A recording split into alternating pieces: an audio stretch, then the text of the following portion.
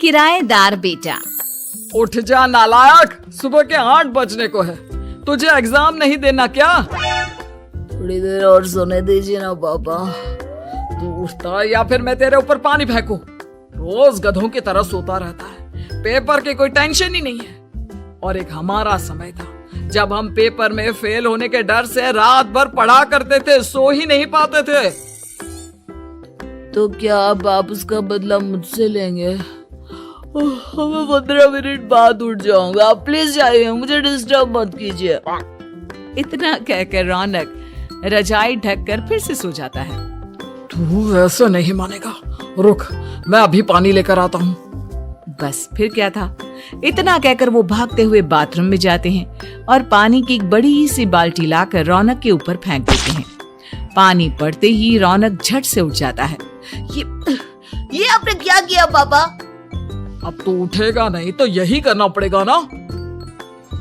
वैसे thanks dad, आपके कारण ना अब मुझे नहाने की भी जरूरत नहीं पड़ेगी। चलिए अब आप माँ से बोलकर मेरे कपड़े निकलवा दीजिए, तब तक मैं ब्रश कर लेता हूँ।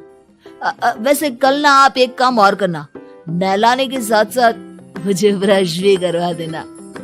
ये ब्रश करने में ना मुझे बहुत आलस आता है। रौनक की बातों से अरविंद का मुंह खुला का खुला रह जाता है। वो अपनी पत्नी कमला के पास जाता है और रौनक की हरकतों के बारे में बताता है, जिसे सुन उसकी पत्नी हंसने लगती है। तुम अपने बेटे को समझाने के बजाय हंस रही हो। रौनक बच्चा है, धीरे धीरे सुधर जाएगा, आप क्यों उसके पीछे पड़े रहते हो? अभी नहीं सुधरेगा तो कब सुधरेगा? 10वीं क्लास में है रौनक, वो अब कोई बच्चा नहीं रहा। अरविंद की इतना बोलते ही वहाँ रौनक भी आ जाता है। क्या डैड, मैंने आपको एक काम दिया था, वो भी नहीं हुआ आपसे। अरे क्या हुआ बेटा? माँ, मैंने डैड से बोला था कि वो आपको बोलकर मेरे स्कूल की यूनिफॉर्म निकाल दे, लेकिन मेरे पीछे पड़ने के अलावा इनसे एक काम ढंग से नहीं होता। देख रही हो कमला, देख रही हो अपने लाडले को? अरे आप चुप रहिए जी। चलो बेटा, मैं तुम्हें कपड़े निकाल कर दे देती हूँ। बस ऐसे ही साल पर साल बीतते जाते हैं, लेकिन रौनक के रवैये में कोई बदलाव नहीं आता। वो पहले से भी ज्यादा आलसी और पूरी तरह अपने माता पिता पर निर्भर हो जाता है। 2 साल बाद पता नहीं कहाँ गायब रहता है पूरे दिन, अब तक तो आ जाना चाहिए था। अरे आप इतनी फिक्र क्यों कर रहे हो उसकी? दोस्तों के साथ खेल रहा होगा, आ जाएगा अभी। ये कोई टाइम है खेलने का? 10 बजने वाले हैं, इतनी रात में कौन खेलता है? कमला कुछ कहती उससे पहले ही रौनक वहाँ आ जाता है। मम्मी जल्दी से खाना लगा दो, बहुत भूख लग रही है। तुम्हें तब तक खाना नहीं मिलेगा जब तक तुम बता नहीं देते कि इतनी रात गए कहाँ से आ रहे हो। ओह प्लीज डैड, अब आप एसी पे प्रद्युमन बनकर मेरे सर पर बंदूक लेकर मत बैठ जाना। फालतू की बकवास बंद कर और बता कहाँ से आ रहा है। माँ अब समझाइए ना डैड को। बता देना बेटा, इनको भी तसल्ली हो जाएगी। आप बोल रही हैं तो बता देता हूँ, मैं दोस्तों के साथ मूवी देखने गया था, इसलिए देर हो गई। तो इन सब चीजों में मेरे पैसे उड़ाता है। कभी 1 रुपया कमाने के बारे में सोचा है तूने? जब देखो हवा की तरह पैसे उड़ाता रहता है। माँ अब आप इन्हें चुप करा दीजिए, वरना ना मुझे गुस्सा आ जाएगा। अच्छा क्या कर लेगा? बता ना क्या कर लेगा तू? वैसे बात तो ठीक ही है, मैं कर ही क्या सकता हूँ? पैसे तो फिर भी मैं आपसे ही मांगूंगा ना। चलिए अब ये सब बात छोड़िए और मम्मी मेरे लिए खाना लगा दीजिए। अभी लगा देती हूँ बेटा। मैं बता रहा हूँ कमला, एक दिन ये ऐसे ही बिगड़ जाएगा। ओफो, आप क्यों इतना पीछे पड़े रहते हो मेरे बच्चे के? बात की बाद में देखेंगे, अभी आप शांति से उसे खाना खाने देंगे। अगले दिन डैडी मुझे 10,000 रुपए चाहिए। हाँ? अब इतने पैसे क्यों चाहिए तुझे? डैड अब बिना सवाल किए कभी पैसे नहीं दे सकते क्या? जब तक तू बताएगा नहीं तुझे पैसे भी नहीं मिलेंगे। अरे अब आप अपने बेटे को पैसे भी नहीं दे सकते? नालायक, तेरी उम्र के लोग नौकरी करते हैं और एक तू है जो नौकरी करने का नाम ही नहीं लेता कभी। आप लोगों के होते हुए भला मैं नौकरी क्यों करूं? अरे हम कब तक पैसे देंगे तुझे? तुझे भी तो अपने पैरों पर खड़ा होना होगा ना। कौन सा उधार के पैरों पर खड़ा हूँ? अपने ही तो पैरों पर खड़ा हूँ मैं।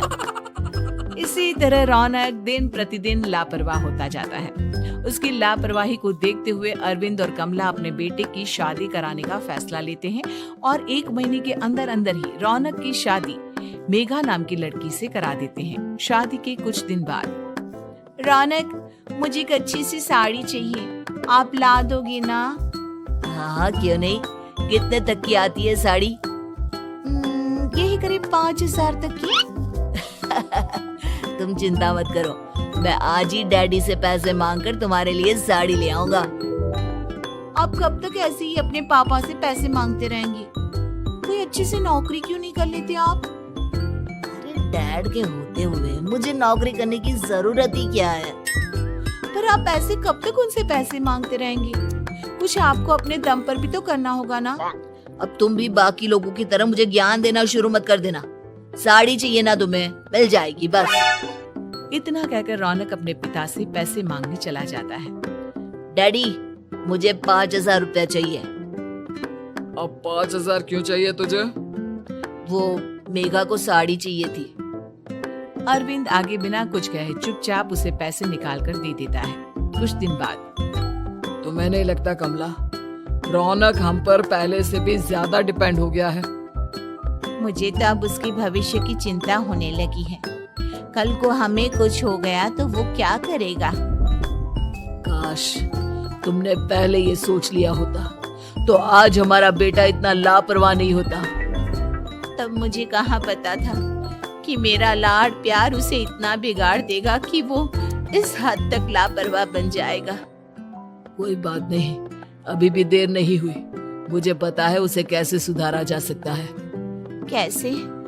अरविंद कुछ कहता उससे पहले रौनक वहां आ जाता है और पैसों के लिए हाथ फैलाने लगता है। डैड, मैं और मेघा बाहर घूमने जाना चाहते हैं। अरे वाह, ये आज सूरज कहाँ से निकला है? Dad please. अच्छा चलो अब मुद्दे की बात करो। मुझे अब 25,000 चाहिए। अब तुम्हें 1 रुपया भी नहीं मिलने वाला। अगर तुम्हें पैसों की इतनी ही जरूरत है तो कोई ढंग की नौकरी कर लो। मम्मी, आप कुछ कहिए ना डैड को। बेटा, वो गलत क्या बोल रहे हैं? ये सब हम तेरे भले के लिए ही तो कर रहे हैं। मम्मा, मैंने बताया ना आपको, मुझे नहीं करनी कोई जॉब वॉब। तो ठीक है, निकल जाओ हमारे घर से। तुम्हारे जैसे लोगों के लिए मैंने ये घर खड़ा नहीं किया है। जितना ये घर आपका है ना, उतना ही मेरा भी है। मैं कहीं नहीं जाने वाला। जाना तो पड़ेगा ही तुझे, क्योंकि अब मैं तेरा कोई भी खर्चा नहीं उठाने वाला। ठीक है, मत उठाइए मेरा खर्चा, मैं अपने दम पर भी जी सकता हूँ। तो बेशर्मों की तरह अब तक यहाँ क्यों खड़ा है? अपना सामान ले और निकल जाए यहाँ से। रौनक पैर पटकते हुए वहां से चला जाता है। घर से निकालना जरूरी है क्या उसे? बिना पैसों के कौन रखेगा उसे किराए पर? अगर उसका भविष्य सुधारना है तो हमें अपने दिल पर पत्थर रखकर ये कदम उठाना ही होगा। दोनों बात कर रहे होते हैं कि रौनक अपनी पत्नी के साथ एक बड़ा सा बैग लेकर घर से निकल जाता है, लेकिन घर से बाहर उसे कोई भी मुफ्त में अपने घर किराए पर नहीं रखता। अंत में थक हार कर वो फिर से अपने घर चला जाता है। क्या हुआ? थोड़ी देर पहले तो दहाड़ते हुए घर से निकला था, अब क्या हुआ?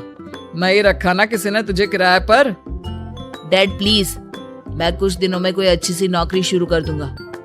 आप तब तक तो हमें रख लीजिए प्लीज। सुबह से रात हो चुकी है लेकिन कोई हमें रखने को राजी नहीं है। अब आप ही बताइए, इतनी रात को मैं मेघा को लेकर कहाँ जाऊंगा? ठीक है, बहू की वजह से मैं तुझे घर पर रख रहा हूँ, लेकिन तू इस घर में एक बेटे की नहीं बल्कि एक किराएदार की हैसियत से रहेगा। 3 महीने हैं तेरे पास। इन 3 महीनों के अंदर अंदर मुझे तेरी पहली तनख्वाह हाथ में चाहिए, समझ गया? पक्का डैड, इन 3 महीनों के अंदर अंदर तो कोई बढ़िया सी नौकरी ढूंढ ही लूंगा मैं। ऐसे ही धीरे धीरे समय बीतने लगता है और अरविंद के दिए 3 महीनों में से 2 महीने बीत चुके होते हैं। पापा जी ने हमें 3 महीने दिए थे, जिसमें से 2 महीने तो बीत चुके हैं। अब ये आखिरी महीना बचा है। अरे तुम चिंता मत करो, आज मेरा ना 2 जगह इंटरव्यू है, दोनों में से कहीं ना कहीं तो जॉब लगी जाएगी। अच्छा, all the best. Raunak interview के लिए निकल जाता है, जिसके बाद शाम में रौनक घर आता है। कैसा गया इंटरव्यू? आपकी नौकरी लगी या नहीं? अरे पहले सांस तो ले लेने दो अच्छे से। बताइए ना, मुझसे तो जरा भी इंतजार नहीं हो रहा है। वो दरअसल बात यह है कि मेरी नौकरी तो लग चुकी है, लेकिन पैसे बहुत कम है। कितने पैसे हैं? 15,000। इतने में अरविंद और कमला मिठाई का डिब्बा लेकर आ जाते हैं। बधाई हो बेटा। हम जानते थे तेरी जॉब जरूर लगेगी। लेकिन मेरी सैलरी बहुत कम है मम्मा।